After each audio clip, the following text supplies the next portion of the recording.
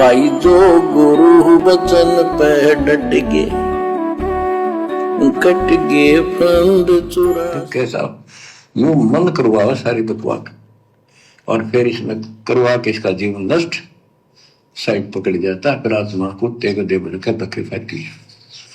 परमात्मा के इस अद्भुत ज्ञान से आत्मा में दृढ़ता आती है, हौसला आता है, ये दृढ़ हो जाती है, सचमुच ये गलत कर रहे थे, फिर ये मन का सहयोग छोड़ देती है। ज्ञान आधार बनाने से, परमात्मा के आशीर्वाद से आत्मा में दृढ़ता आती है, दृढ़ता। और ये आत्मा फिर मन की बकवादों को छोड़ देती है। मन यानी जो काल का दूत है, काल का एजेंट है, वो हमें प्रेरणा करता है, मन के माध्यम से विचलित करता है, गुरुजी की मर्यादा तुड़वाता है, भक्ति विरुद्ध कुकर्म करवाता है। तो जब हम गुरुदेव के अमर तत्व ज्ञान को आधार बनाकर भक्ति करेंगे तो फिर ये आत्मा धीरे धीरे मन की बकवादों को सुनना बंद कर देती है, और फिर हम कभी भी मर्यादा नहीं तोड़ते, मर्यादा तोड़ने की सोचेंगे भी नहीं। हम फिर ये गंदी राजनीति करना, स्टेडियम बनाना, आरक्षणों में जाना, गुंडों की सीबीआई जांच करवाना, लोगों के लिए मजदूर बनकर रोड़े ठीक करना, दुनिया के लिए फ्री में एम्बुलेंस चलाना, बसें चलाना, वो कर्जा अपने सिर पे चढ़ाना, ये सब मन की बकवादे हैं काल प्रेरणा से। तो जब भगत अपने गुरु के ज्ञान को आधार बनाकर भक्ति पर चलेगा, क्योंकि भाई और बहनों गुरु सत्संग क्यों करता है, गुरु ज्ञान क्यों देता है? मन से आत्मा को हटाने के लिए। और यदि आप ज्ञान को आधार बना के नहीं चलोगे, अपने गुरुजी के सत्संगों को समझकर नहीं चलोगे, गुरुजी के वचनों में नहीं चलोगे, तो बताओ फिर हम गुरुजी के कैसे हो जाएंगे? फिर गुरुजी हमें कैसे अपने सतलोक में लेके जाएंगे? तो ज्ञान आधार बनाने से हमारी भक्ति मर्यादा सुरक्षित रहती है और मन के ऊपर एक अंकुश लग जाता है, जिससे हमारी भक्ति फिर सफल होती है। दृष्टि पड़े सो धोखारी, खंड पिंड ब्रह्मांड चलेंगे, फिर नहीं रसी लोकारे, फिर नहीं रसी लोकारे। रजगुण ब्रह्मा, तम गुण शंकर, सतगुण विष्णु कहावरे, चौथे पद का भेद नियारा, कोई बिरला साधु पावे। ब्रह्मा जी के पास में कौन सा गुण बताया परमात्मा ने? रजगुण ब्रह्मा, रजगुण ब्रह्मा, सतगुण विष्णु, तम गुण शिव जी कहावे रे। तो ये भी काल के एजेंट हैं, ये भी काल के दूत हैं, तीनों देवता। काल ने इनको यहाँ पर मैनेजर बना रखा है अपने भोजन के लिए, हम आत्माओं को फंसाने के लिए, क्योंकि ये काल प्रतिदिन 1,00,000 सूक्ष्म मानव शरीर की वासना निकाल के खाता है। तो ब्रह्मा जी को ड्यूटी दे रखी है, इन आत्माओं को रजोगुण के माध्यम से मलिन करो, इन आत्माओं के अंदर विषय विकार पैदा करो, इनको भोग क्रिया में लगा के रखो। तो रजगुण ब्रह्मा यानी जब तक हम रजोगुण के प्रभाव से गुरु के ज्ञान को आधार बनाकर सत भक्ति मर्यादा में रहकर नहीं करेंगे तो रजगुण का प्रभाव नहीं हट सकता। और यदि रजगुण का प्रभाव नहीं हटा तो क्या होगा? हम तो काल के लिए खुराक तैयार कर रहे हैं, हम तो काल का भोजन बनने का ही प्रयास कर रहे हैं।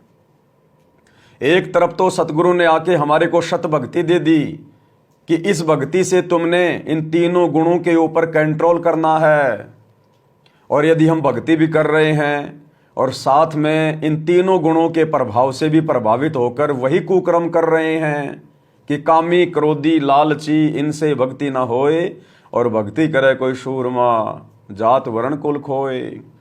तो सतगुरु तो हमें ब्रह्मा जी के रजोगुण से दूर करना चाहते हैं, और हम लोग रजोगुण में शामिल होकर अपनी भक्ति सफल करना चाहते हैं। भाई कभी नहीं हो सकता, दो दिशा आपस में कभी नहीं मिल सकती, दिन और रात एक साथ कभी नहीं हो सकते। तो यदि हमने सत भक्ति को सफल करना है तो हमने इन तीनों गुणों के प्रभाव से हटना पड़ेगा। और हटेंगे कैसे? ज्ञान आधार से, सतगुरु के आशीर्वाद से। बच्चों, मार्कंडेय पुराण में स्पष्ट किया है कि यही तीनों गुण हैं और यही तीनों देवता ब्रह्मा विष्णु महेश। इनको गुण कहो, रजगुण कहो, सतगुण कहो, रजगुण कहो ब्रह्मा कहो, सतगुण कहो या विष्णु कहो, तमगुण कहो या शंकर कहो, ये इन्हीं के बारे में संबोधन है, इन्हीं की जानकारी है। तो कबीर साहब कहते गुण तीनों की भक्ति में, तीन गुणों की भक्ति, रजगुण ब्रह्मा, सतगुण विष्णु, तमगुण शिव जी की भक्ति में भरम रहो संसार, कह कबीर निज नाम बिना कैसे उतरो पार। परमात्मा कहते हैं गुण तीनों की भक्ति में भ्रम रहा संसार, कहे कबीर निज नाम बिना कैसे उतरो पार। यानी ये तीनों गुण तो हमारे को भ्रमित करके रखेंगे। व्यर्थ में, कार कोठी में, बाल बच्चों में, परिवार में, रिश्तेदारों में, ज्यादा से ज्यादा धन कमाने में हमारे को शतोगुण के प्रभाव से काल उलझा के रखता है। विषय वासनाओं में, धन संपत्ति के अर्जन में इस रजोगुण के प्रभाव से हमारे को ब्रह्मा उलझा के रखता है। और छोटी छोटी बातों पे लड़ाई झगड़ा, मन मुटाव, गुस्सा कर लेना, मार पिटाई कर देना, ये तमोगुण का प्रभाव है। इसके माध्यम से हमारे को ये शंकर उलझा के रखता है। तो परमात्मा कहते हैं गुण तीनों की भक्ति में भरम पड़े संसार, कहे कबीर निज नाम बिना कैसे उतरो पार। तो अब हमें सतगुरु मिल गए, अब हमें निज नाम प्राप्त हो गया। सतगुरु ने हमें अपना वो शब्द दे दिया, हमें सतगुरु ने अपनी पहचान करवा दी, हमें इस काल लोक की पहचान करवा दी। मनुष्य जन्म प्राप्त करने का क्या मकसद है सतगुरु ने बता दिया। अब तो हमने हर प्रकार के गुणों के प्रभाव से हटना पड़ेगा। अगर आगे की जानकारी होने के बाद भी हम यदि इस काल की व्यवस्था को नहीं छोड़ेंगे, अपना मन नहीं हटाएंगे, तो फिर सतलोक कैसे जाएंगे। अरे यदि आपको कोई ऊपर चढ़ने के लिए ऊपर की सीढ़ी पे आपका पैर रख दे और जब तक आप जी नीचे वाली सीढ़ी से पैर नहीं हटाओगे तो ऊपर वाली सीढ़ी से ऊपर कैसे जाओगे। आपने नीचे से पैर हटाना पड़ेगा, तभी तो ऊपर की यात्रा करोगे। तो इसी प्रकार अब सतगुरु ने हमें ऊपर की सीढ़ी पर बैठा दिया, हमें आगे का रास्ता दे दिया, हमें ऊपर चलना है सतलोक की तरफ। अब हमने नीचे इस काललोक की व्यवस्था से धीरे धीरे छुटकारा प्राप्त करना पड़ेगा। जब तक हम सतलोक के सपने लेना शुरू नहीं करेंगे, यानी सतलोक के सुखों के बारे में, अखंड सुखों के बारे में, अपने निज घर के बारे में, जो हमारे बड़े बड़े महल वहां पर खाली पड़े हैं, हमारा इंतजार कर रहे हैं, हमारा विमान अभी भी हमारे घर के आगे खड़ा हुआ है, हर प्रकार की सुख सुविधाएं हमारे इंतजार में हैं। चार मुक्ति जहाँ चंपी करती माया हो री दासी, दास गरीब अभय पद पर से मिले राम अविनाशी। तो जब तक हम उनको प्राप्त करने की इच्छा अपने मन में पैदा नहीं करेंगे, हम ज्यादा से ज्यादा चिंतन मनन सतलोक के विषय में, वहां के सुखों के विषय में शुरू नहीं करेंगे, तो भाई और बहनों हम कैसे ऊपर की यात्रा के लिए तैयार होंगे। क्या हमने इसी काल की व्यवस्था में सड़ना है क्या इन्हीं तीनों गुणों के अधीन रह के हमने यही गधा कुत्ता सुअर बनना है क्या। तो सतगुरु चाहते हैं कि अब ये आत्मा तत्व ज्ञान लेकर ज्यादा से ज्यादा चिंतन ऊपर का करे। अब यहीं पर 2 के 4 बनाने में, एक फैक्ट्री से 2 फैक्ट्री लगाने में, एक प्लाट से 2 प्लाट खरीदने में, बच्चों को नौकरी लगाने में, खाली इन्हीं बकवादों में अपना जीवन बर्बाद ना करे। जब तक आप यहाँ की वस्तुएं प्राप्त करने की सोचोगे, सतलोक की आपके कभी दिमाग में भी नहीं आएगी, आपकी सुरती ऊपर जाएगी ही नहीं। तो परमात्मा हमें हर प्रकार से जगाना चाहते हैं कि बच्चों समय थोड़ा है, और एक बार यदि ये समय हाथ से निकल गया, उसके बाद फिर तुम्हारे हाथ कुछ भी नहीं आना है। गीता अध्याय 7 श्लोक 12 से 15 में यही बताया कि तीनों गुणों के द्वारा जो हो रहा है, रजगुण ब्रह्मा से उत्पत्ति, सद्गुण तम विष्णु से स्थिति, मोह ममता प्रश्न, और तमगुण शंकर से संहार। ये जो कुछ भी हो रहा है इसका निमित्त मैं हूं। गीता वो काल क्या कह रहा है कि रजगुण ब्रह्मा के द्वारा जो मैं जीवों को उलझा के रखता हूं, धन कमाने की इच्छा, भोग विलास करने की इच्छा, और सतगुण विष्णु के माध्यम से जो मैं आपस में परिवार में मोह ममता पैदा करता हूं, और तमोगुण शंकर के माध्यम से जो मैं लड़ाई झगड़े, मनमुटाव, राग द्वेष, ईर्ष्या करवाता हूं, इन तीनों का मूल कारण मैं काल हूं। यानी मेरी प्रेरणा से ही ये तीनों देवता जीव आत्माओं को भ्रमित करके रखते हैं। तो भाई और बहनों, यदि अभी तक हम इन तीनों गुणों के प्रभाव से प्रभावित हैं तो सोचिए अभी हम काल प्रेरित हैं, काल प्रेरित। तो हम कैसे सतगुरु को प्राप्त कर सकते हैं, कैसे हम सतलोक के लिए तैयार हो सकते हैं, जब तक हम इन बुराइयों से, विषय विकारों से अपने आप को दूर नहीं करेंगे। और सतगुरु ने तो अपनी अमर वाणी में स्पष्ट कह दिया कि भग भोग्या भग उपजय और भग से बचा न कोई। भाई जो कोई भग से बचे भगत कहावै सोई।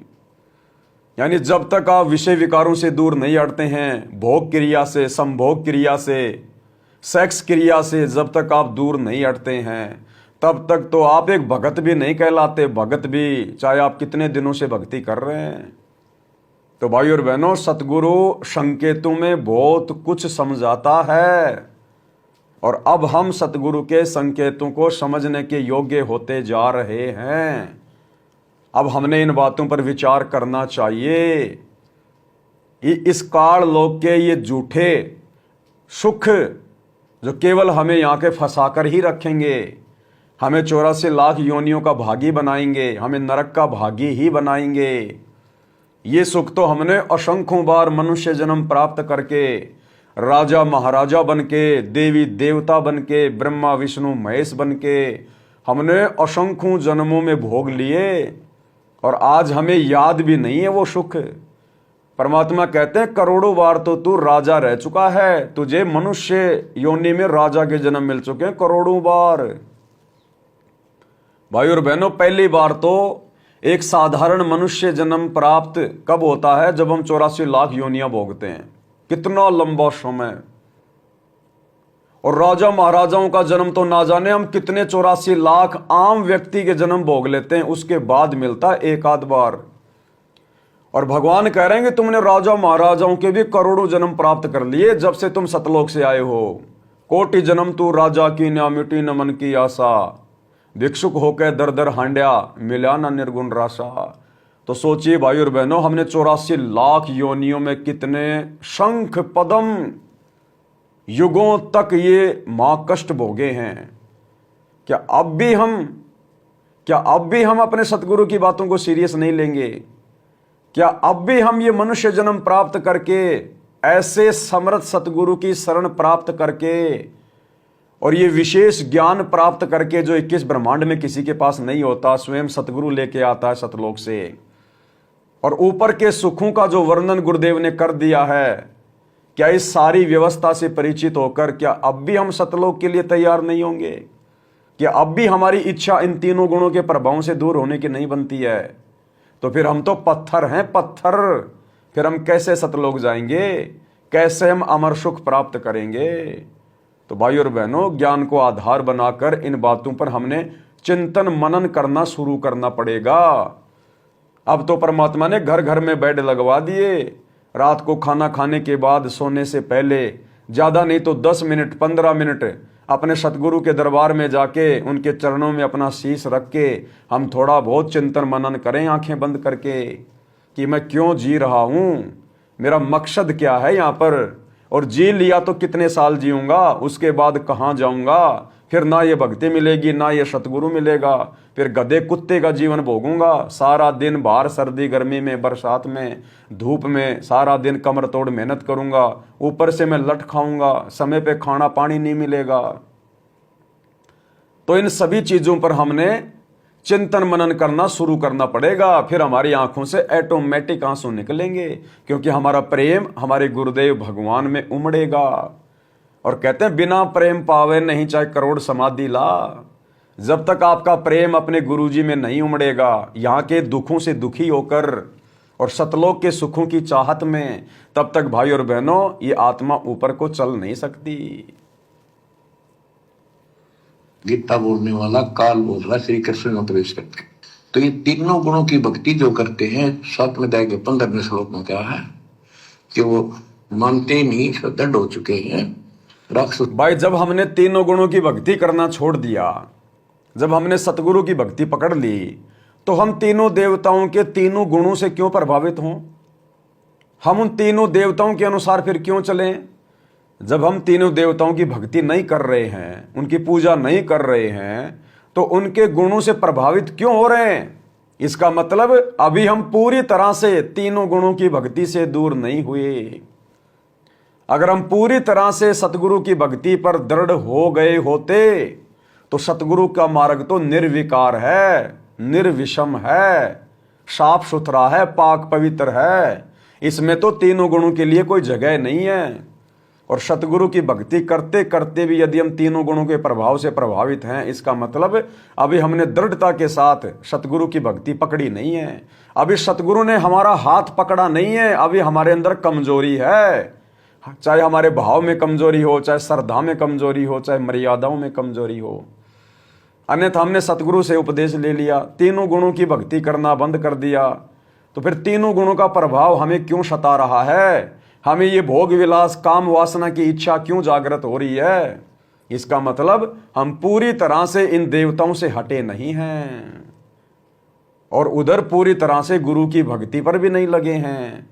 अभी हम दो नावों की सवारी में हैं, इसीलिए तो हमारी ये बीच वाली स्थिति है। अन्यथा ऐसा समर्थ सतगुरु, उसके बाद तो शौपन में भी हमें ये गंदे विचार नहीं आने चाहिए। तो भाई और बहनों, हम और प्रयास करें, अपने गुरुजी से प्रार्थना करें, उनसे विनती करें कि सतगुरु अपने दास पर दया बख्शो। राक्षस स्वभाव को धारण किए हुए मनुष्यों में नीच दूषित कर्म करने वाले मूर्ख मेरी भक्ति के तो यहाँ गरीबदास जी बताते हैं, रज गुण ब्रह्मा तम गुण शंकर सतगुण विष्णु कहावे रे, चौथे पद का वेद नियारा कोई बिरला साधु कहावे रे। तीन तो ये हो गए, चौथा इनका बाप पिता, ज्योति निरंजन काल। कबीर साहब कहते हैं चारों न छोड़े जो पांचवें को जावे, पांचवा सतपुरुष कह कबीर सो हम पर आवे। अब देखो, परमात्मा कह रहे ये पूरी दुनिया केवल तीन गुणों की भक्ति में लग रही है, और ये काल कह रहा है इन तीनों से ऊपर ये मूर्ख प्राणी समुदाय मुझ काल को भी नहीं बचता, ये मेरी भी भक्ति नहीं करता, केवल तीनों गुणों की भक्ति में उलझा हुआ है, ब्रह्मा विष्णु महेश की भक्ति में या उससे नीचे देवी देवताओं की भक्ति में, जो इनको कोई लाभ नहीं दे सकते, केवल कर्म का दंड ही मिलेगा। तो भाई और बहनों, विचार करने की बात है। यहां का भगवान ये काल कह रहा है कि मेरी भक्ति भी युगों युगों में कोई एकाद आत्मा करती है, एकाद आत्मा। जैसे मार्कंडे ऋषि, वो ब्रह्मा विष्णु महेश की भक्ति नहीं करता था, देवी देवताओं की नहीं करता था, वो ओम नाम की साधना करता था और जो है तपस्या करता था। विश्वामित्र केवल ओम नाम का साधक था, वशिष्ठ मुनि केवल ओम नाम का साधक था, और उसके समय में बाकी सारी दुनिया ब्रह्मा विष्णु महेश के पीछे लगी रहती थी। तो काल कह रहा है कि ये जो अरबों खरबों का जो प्राणी समुदाय है, ये मेरी भक्ति भी नहीं करते। कई कई जन्मों के बाद बहुनाम जन्मानाम अंतते ज्ञानवान माम परपदते, वासुदेव सर्वम इति स महात्मा सुदुर्लभ है। कि ये बताने वाला कि सच्ची भक्ति के लायक तो वो पूर्ण सतगुरु है, वासुदेव, जिसकी सत्ता सबके ऊपर है, ब्रह्मा विष्णु महेश के ऊपर भी, काल के ऊपर भी, अक्षर पुरुष के ऊपर भी। कहते हैं ये बताने वाला वो महात्मा तो बहुत दुर्लभ है, अन्यथा ये पूरा प्राणी समुदाय, ये पूरी दुनिया ब्रह्मा विष्णु की महेश की भक्ति में लगी हुई है। कोई एक आदि है जो मुझ काल की भक्ति करता है, और सतगुरु की तो आप और हमारा कितना बड़ा सौभाग्य भाई और बहनों।